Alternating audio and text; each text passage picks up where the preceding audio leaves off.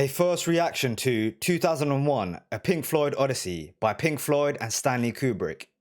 So this video is a little different to the ones that I do on my channel. Normally a video is made up of me analyzing the music and the lyrics of the song. However, in this video, the visuals are just as important to the audio for the story that's being told, as this is a mashup between the Pink Floyd track Echoes and the visuals from 2001 A Space Odyssey by Stanley Kubrick. Now, I only found out about the theory that these two pieces of art mash up so well together after watching The Dark Side of the Rainbow, which is the mashup between the Dark Side of the Moon album by Pink Floyd and the film The Wizard of Oz, which absolutely blew me away. There were particular moments of connection between the music and the movie which were eerie. I mean, when Dorothy opens the door for the first time and the movie turns into Technicolor, which was the first time in the movie industry where a big film was in Technicolor, and it was a ka-ching metaphorically for the music industry. For the movie industry, you have the track Money start up. I mean, talk about a crazy connection. But in all honesty, I think the Echoes and 2001 A Space Odyssey mashup was even better. I felt as if the messaging that Kubrick was trying to present with his movie fit so well with the themes that were presented through the music too, with certain transitions fitting so perfectly with the imagery presented by Kubrick. Buckle in people, you're in for a treat. It is a longer video than I normally put out, but I think you're in for a very trippy psychedelic experience, so I hope you enjoy. If you want to be a part of one of these videos, you can catch me live on Twitch on Tuesdays, Thursdays and Saturdays. All the information is up on the screen with the different time zones, and the link is in the description where you can click follow on my Twitch channel. Here we go.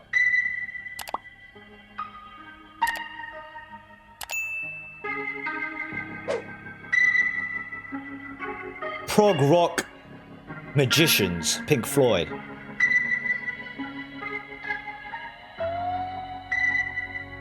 Oh, here we go with Gilmore.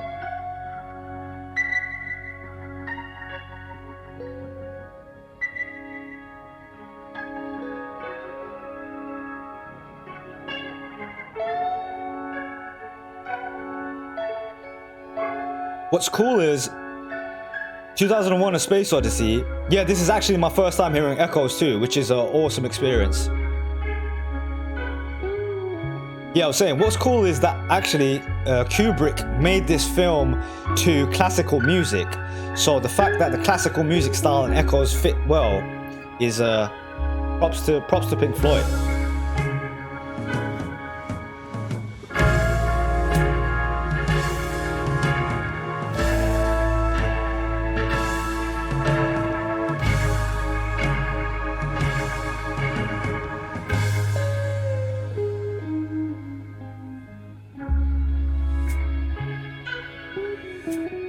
Oh, Gilmore, dude.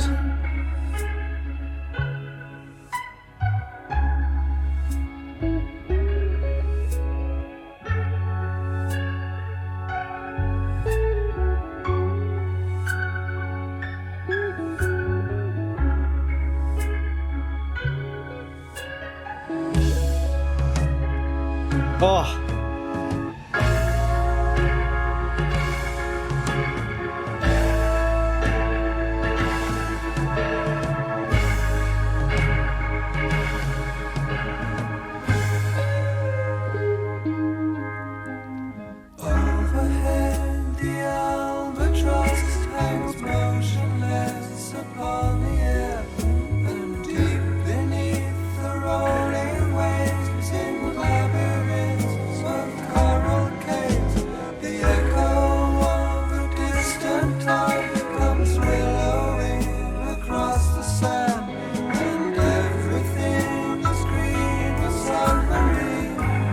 Wow. Man, Gilmore's voice has a super mystical kind of vibe to it, and I love the fact that he often double tracks his vocals, which really add to that haunting quality. I think Kurt Cobain also understood that too. He would often do the same thing. It just makes whatever you're saying that much more cooler, man. I don't know why everyone doesn't just back up their vocals, man.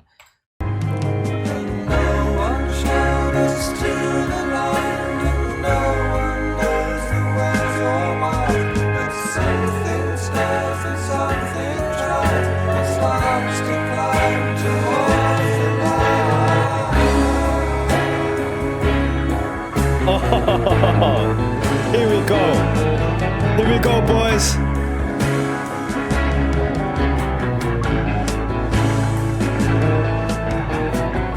Their voices fit so well together.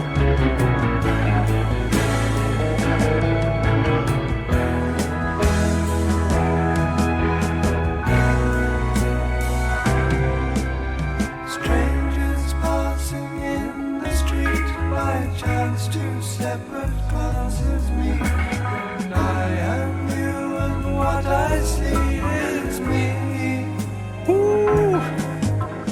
Do I take you by the hand and lead you through the land and help me understand the best I can?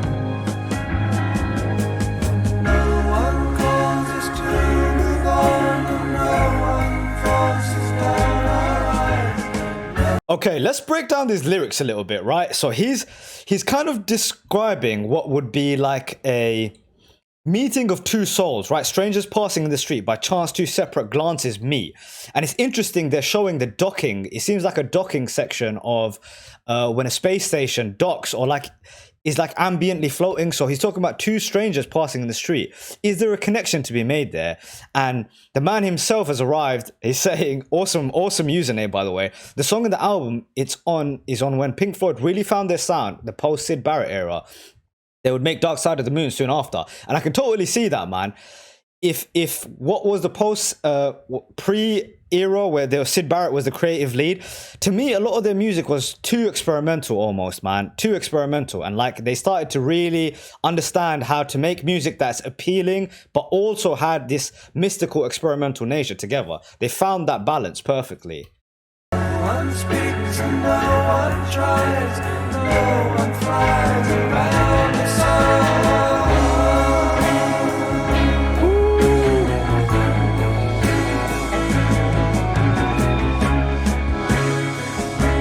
Oh my God.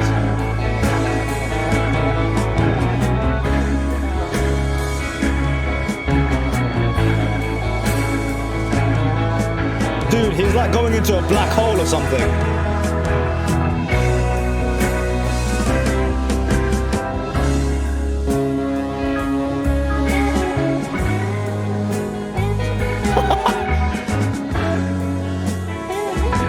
Oh, shit.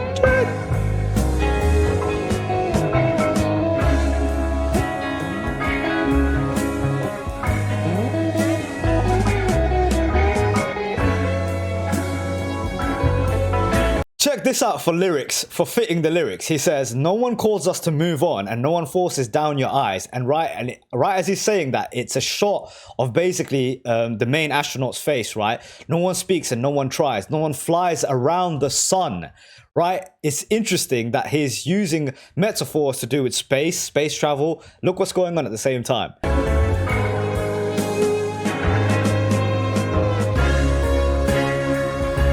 Dude, how cool is this?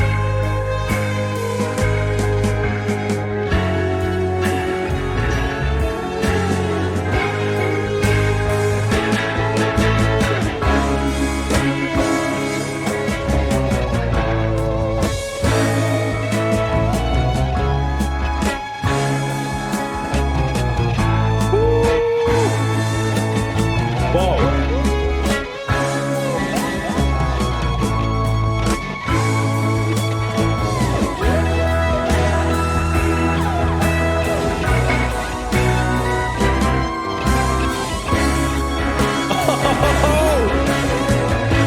We're entering the vortex, boys.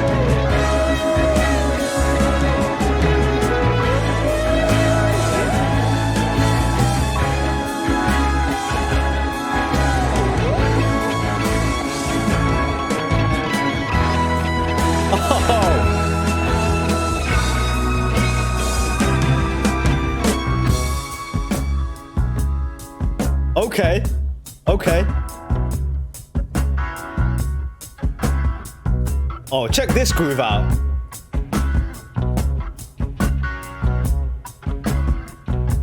Wow.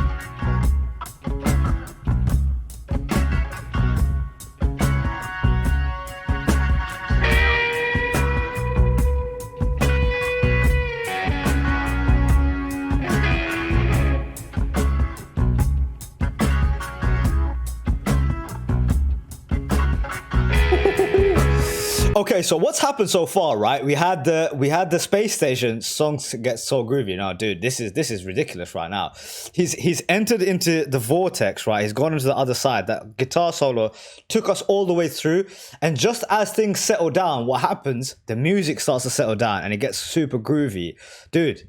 How the fuck do people find these links? I mean, they clearly didn't make the song to fit this thing.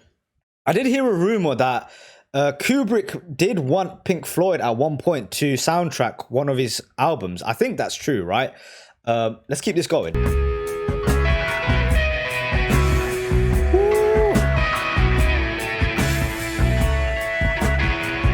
All hail David Gilmour.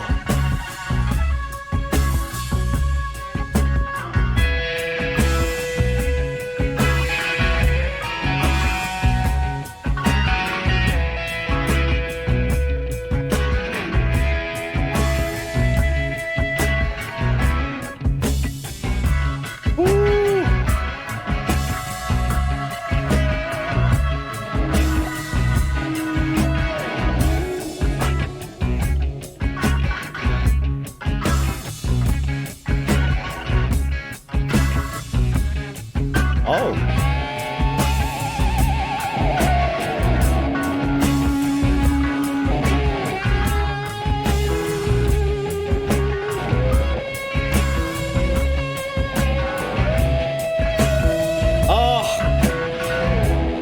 Okay, so if you guys have ever watched 2001: A Space Odyssey, this part of, now this is a very, very ambiguous movie, right? And this part of the film, for me, what I think Kubrick was trying to tell through this idea of the space station entering into the vortex, the reason why the space station, for me, is shaped the way it did, if you remember, it's a ball at the top and a long tube-like part, which is the rest of the space station, the spacecraft.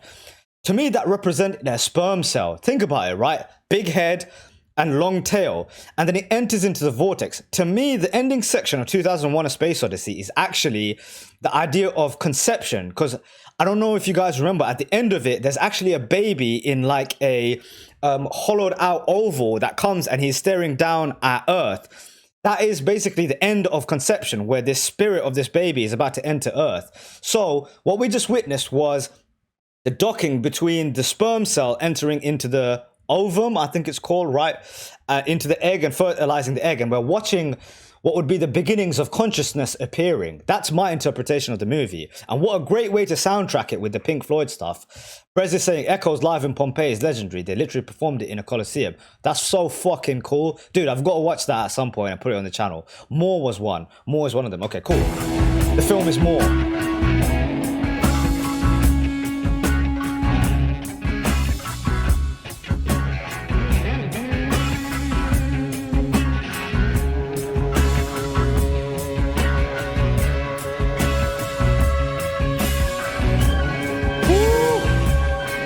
Someone's killing the organs. Look, this is the child starting to form.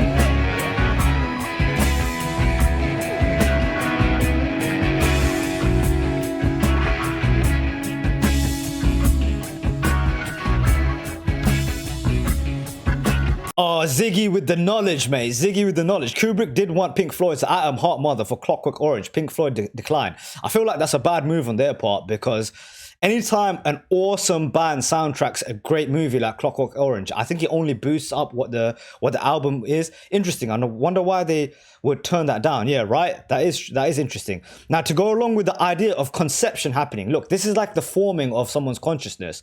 Or even if you were to look at a fertilized egg after it's had the fertilization happen, if you watched it in a microscope, I bet it looked something like this. I think this is what they were trying to say, Kubrick was trying to say with this part of the movie. And think about the rest of the movie as well, right? And consciousness goes and finds an obelisk. He's trying to show you the conception of man, I believe.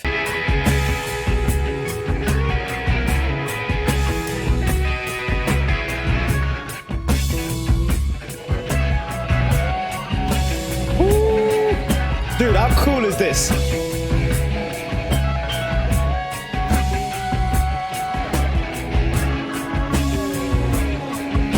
Oh, check this out. Look. What does that look like? A sperm cell, right?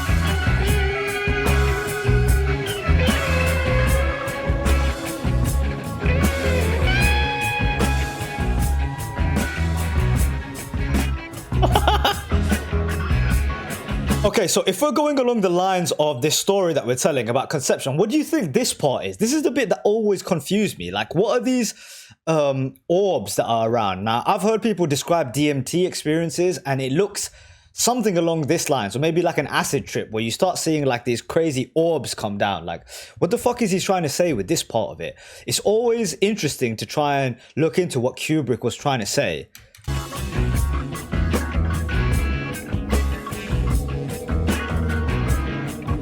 Oh shit.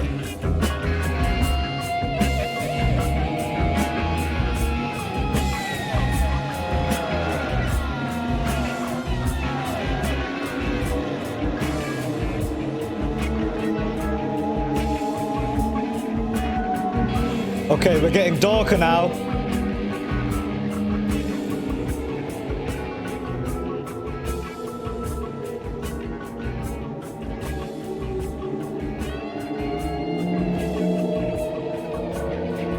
Oh, what a great shot.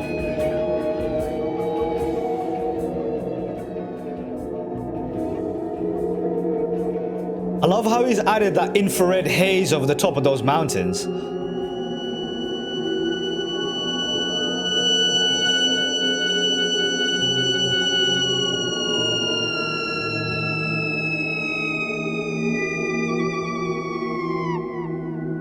Whoa. Okay, interesting. So strong style fiction is saying I always interpreted those spheres as waypoints. Interesting. So those are like let's go along this interpretation. So this is like God trying to give signals as to which way for the consciousness to go, perhaps. Isn't it interesting that as soon as they've gone away from space and it's now into Earth, with these infrared shots of the mountains, it's gone darker, right? Earth is treacherous. The cursed part of Echo, so damn cool. Dude, this is amazing.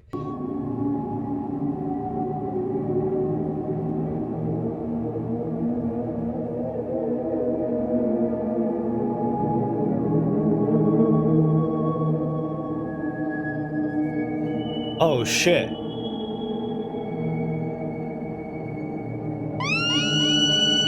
Whoa.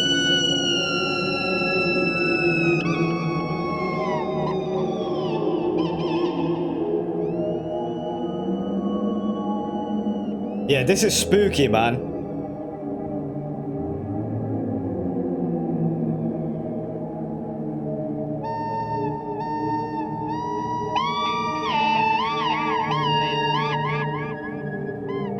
Whoa.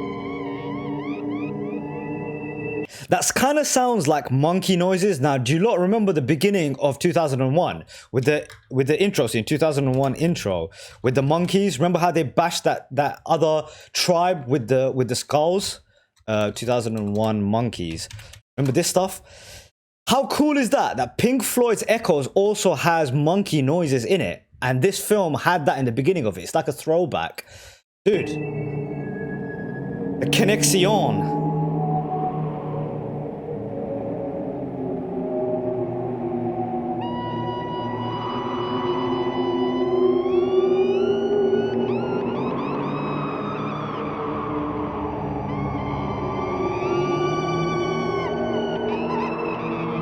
Ziggy, totally, mate, totally. Scary, dark.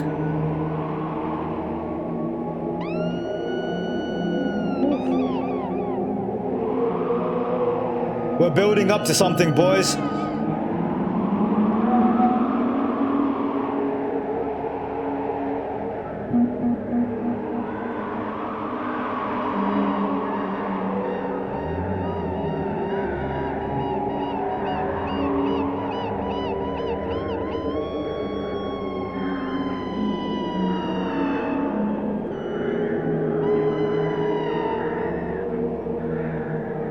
Yeah, the monkeys did signify evolution. Do you lot remember in the beginning of the movie, right? These monkeys, they come across this obelisk and they were super afraid of the obelisk. And then eventually one of the monkeys touches it and he starts to freak out.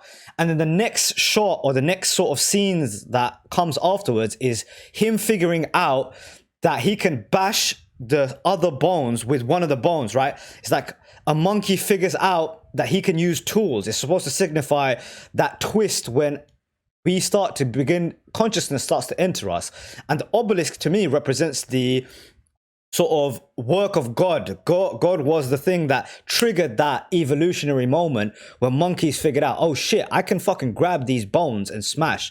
Then that monkey tribe is able to beat the other monkey tribes because he has a tool in his hand. Jay is saying, I used to play this album while playing Metroid Prime. Dude, awesome way to play that game. Just because they had the same name. But it fits a bit. Oh, dude, perfect choice. Look, check out these monkeys.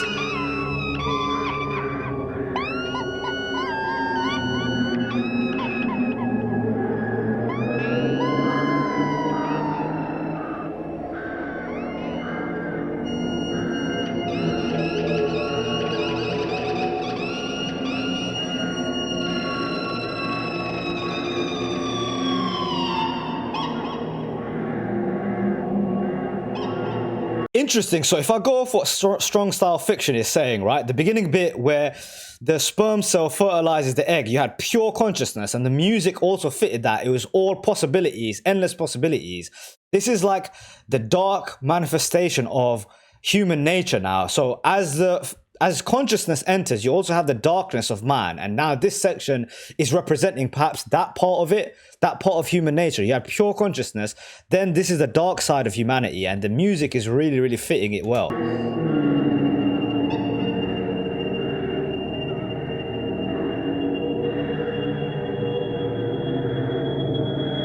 Woo! Turn back into normal color.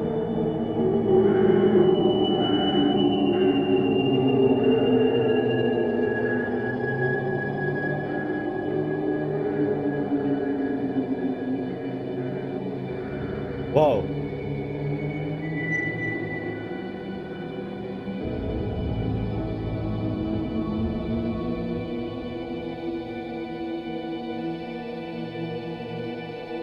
Oh shit.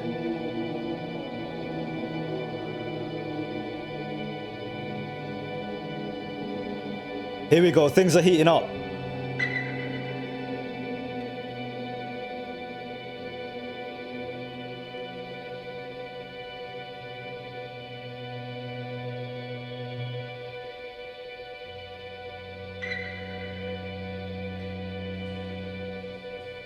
Okay, so it's flashing between the guy and this scene in this room. And he's kind of looking at himself.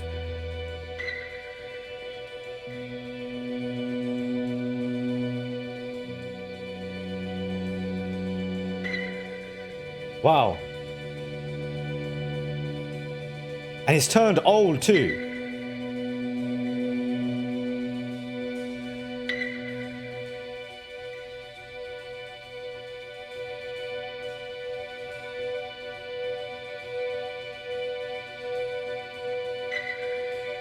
Oh, what a beautiful shot, man. Check out the cinematography on this. Kubrick was a true master.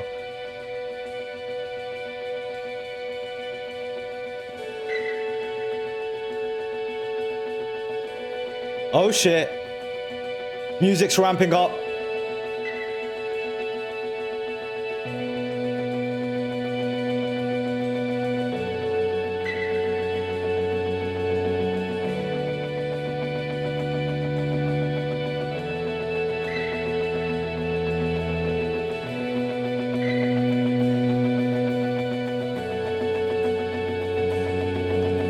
Dude, how well does this music fit the scene? It's unreal. It fits so well.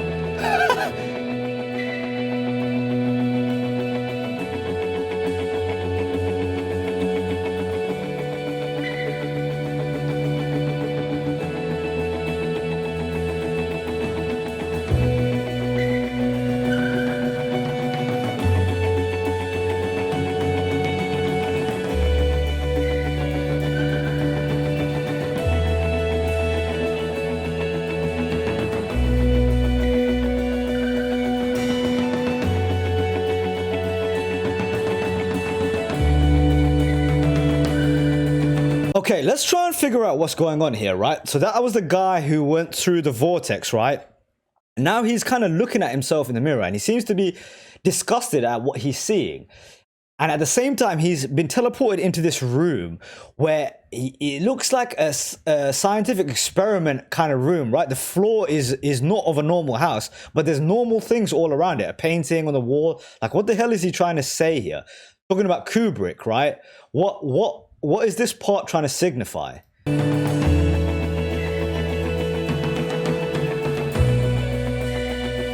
Whoa.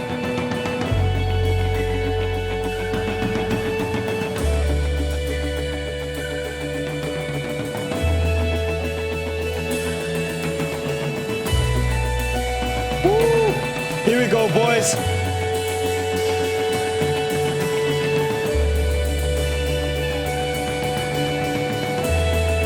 Oh.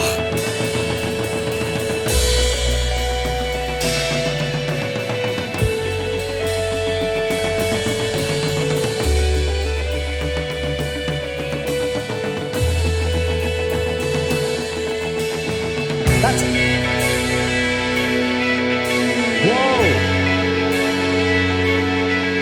Oh, Ziggy, awesome. Does he see what he will become? That's probably it, right? That's what he's looking into. Oh, what a brilliant song. Who has the balls to make a 23-minute long song? And for it to be this cool, it's got so many different sections to it, dude. We just came out of the darkness and isolation period. Now, again, we're building to some kind of climax again. And he's looking at what he's going to become.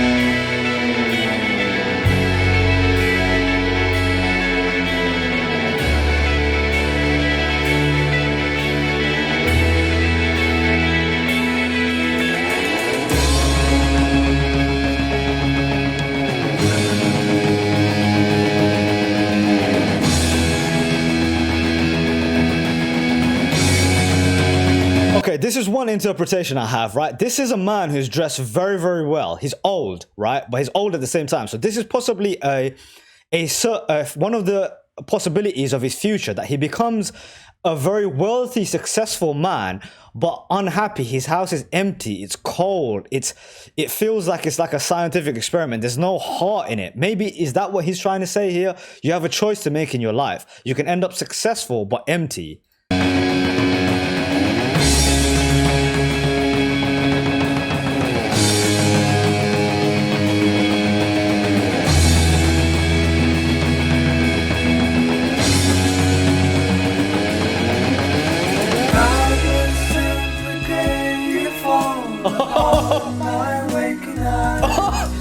Dude! Inviting and inciting me to rise. Did you guys see that transition? And through the window in the wall comes streaming in on sunlight wings, a million bright ambassadors of more. He goes to check who was looking at him. There's no one there, and as he turns back, the song transitions into the next section.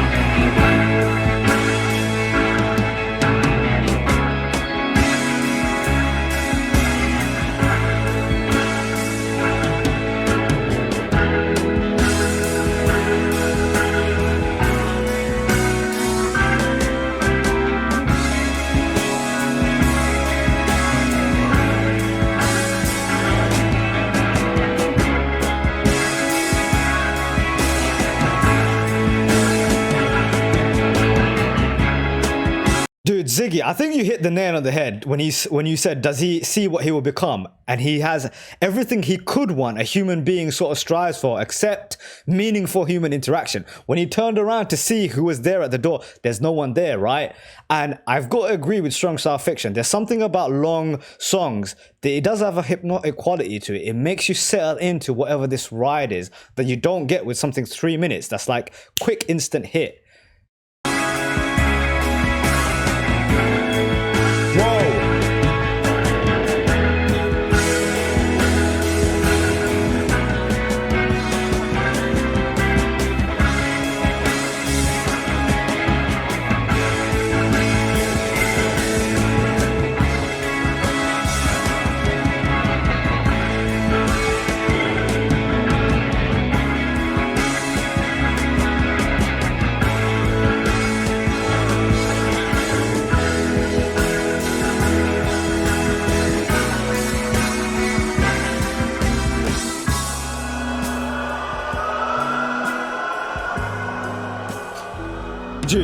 Dude.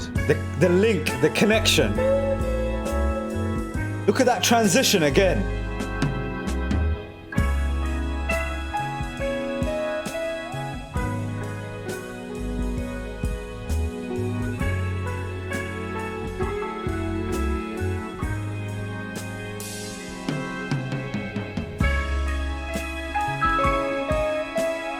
Whoa! Oh!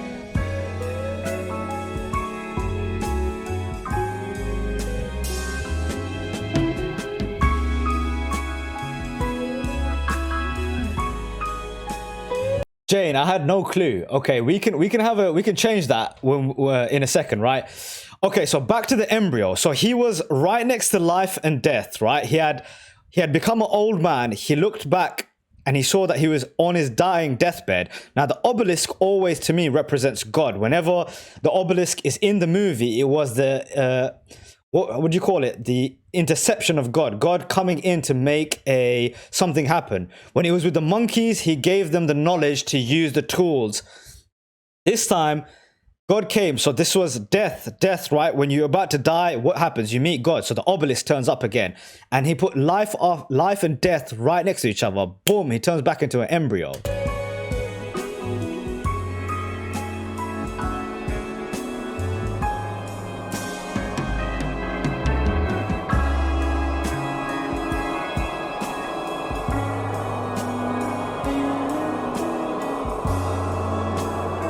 Here we go.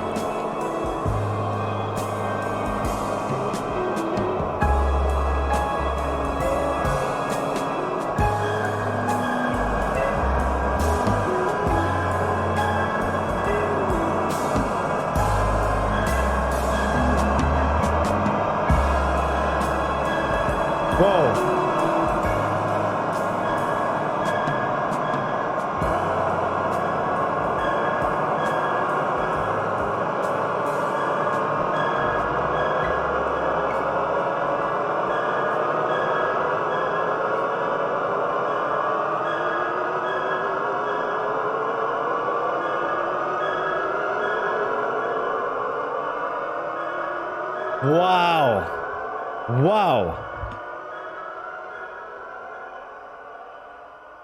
Holy shit. What a fucking ending. Okay, dude, that was amazing. That was, yeah, so Ziggy, that's how I always saw it, right? The obelisk was the, I can't find the right word for it. What is it when someone comes in and makes a change? They, not interrupt, they, what's the word? Whatever it is, they come. So whenever the obelisk appears, it's God putting his input in, right? So let's see this end bit. I'll turn the music off, right? He goes from an old man who's dying. He reaches out to God, and if we believe in the idea of reincarnation, what happens? He reaches out to God, and God answers, turns him back into a fetus. Metamorphosis happens. Boom, gets turned back. Awesome. Yo, Jay, thanks for the shout out for letting me know that the stream wasn't titled correctly. Dude, awesome track, man. I love anything that has a really ambiguous nature to it, and I mean that can really be said about that one. And then what happens, right? You have a picture of Earth, and then boom, you have the fetus looking down. Reincarnation. About to enter back into the real life again. Death and reincarnation put together. Awesome shit, man.